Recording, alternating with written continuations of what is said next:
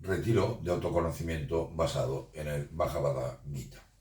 El Gita, o el Canto del Señor, es una parte del Mahabharata y uno de los textos sagrados más populares del hinduismo, el Sanatana Dharma.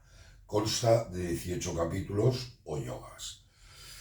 El Bhagavad Gita es la culminación de los anteriores Vedas y de los Upanishads, y está considerado como una revelación impartida por Krishna, que es la encarnación de Vishnu, y nos revelará las leyes del Dharma eterno y del conocimiento, el jnana, y lo hará a través del príncipe Arjuna, y a través de él a toda humanidad, a todos nosotros, a ti y a mí. Es muy importante señalar que el Gita no trata sobre una guerra exterior, sobre esa batalla que nadie puede ganar, sino que es la guerra interna en el interior del hombre. Esa guerra que tenemos tú y yo cada día entre qué es lo correcto y lo incorrecto, el bien y el mal, o lo que se debe hacer y lo que no se debe hacer. En definitiva, el Bhagavad Gita es el yoga de la sabiduría, como podéis ver en el título del libro que escribí. Es un camino de autoconocimiento, autotransformación y autorrealización.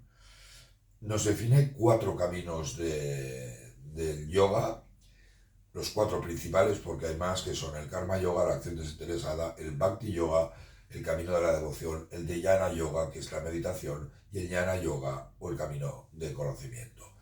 Es también un excelente tratado sobre cómo controlar nuestra mente y nuestros sentidos, sobre todo en los primeros capítulos del Gita.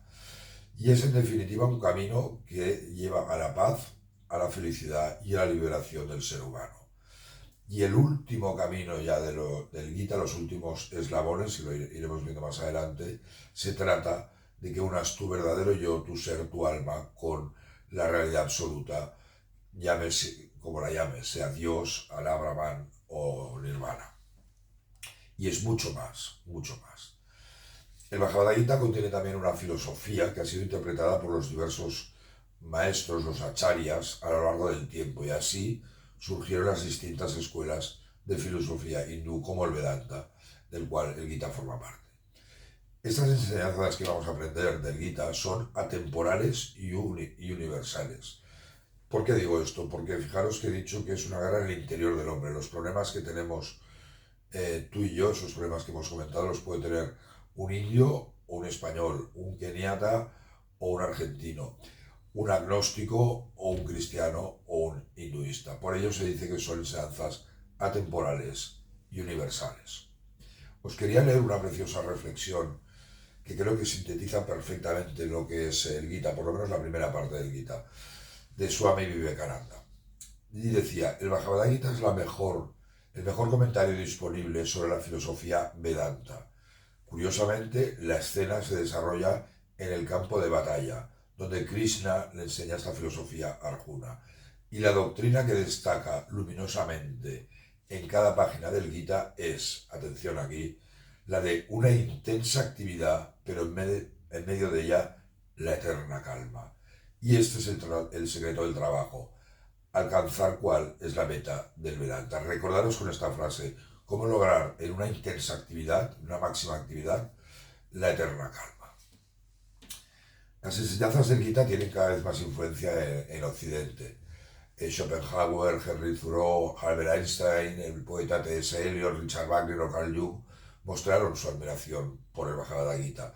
Y os quería leer 3 reflexiones que yo creo que son muy importantes.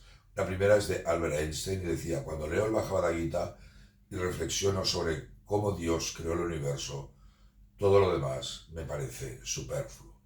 La segunda es de Goethe, del poeta, y decía, el Gita es el libro que más me iluminó en toda mi vida. Y la tercera que os voy a leer es de Schrödinger, del físico premio Nobel, que es uno de los fundadores de la física cuántica, y establecía un paralelismo sorprendente entre la física cuántica y el concepto de todos uno, que lo veremos, del Vedanta también expuesto al Bhagavad Gita. Y os leo, la unidad y continuidad del Vedanta se reflejan en la unidad y continuidad de la mecánica de ondas, totalmente compatible con el concepto de todo en uno del Vedanta. La multiplicidad es sólo aparente. Sri Ramakrishna lo había dicho con las siguientes palabras: el conocimiento lleva a la unidad, la ignorancia a la diversidad. Y ahora te pido una pequeña reflexión. Si el Gita fue capaz de iluminar estas potentes, estas privilegiadas mentes, ¿te imaginas cómo podría iluminarte a ti, a mí, a cualquier hombre normal?